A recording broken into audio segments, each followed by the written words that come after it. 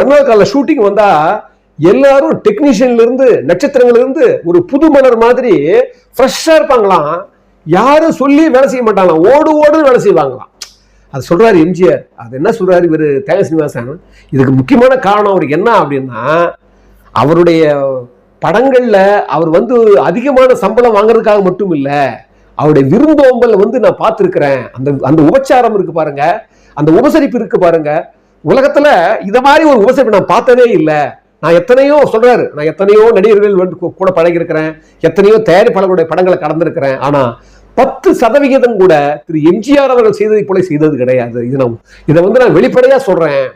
அது மட்டும் இல்ல, நாங்க உலகம் சுற்று வாலிபன் போகும்போது தெரியும் உங்களுக்கு எல்லாம், சொந்த தாய்நாட்டில் இருக்கிற மாதிரி தான் இருந்தாங்க ஜப்பான்ல. நான் என்ன நேரடியாவே கேட்டேன், நேரடியாவே மஞ்சுளா அம்மா கிட்ட நான் கேட்டிருக்கேன். அந்த அம்மா எப்படி வாங்கலாம்னு தெய்வம் பான்றாங்க அந்த அம்மா. அதாவது இதெல்லாம் ஏன் நம்ம கொண்டு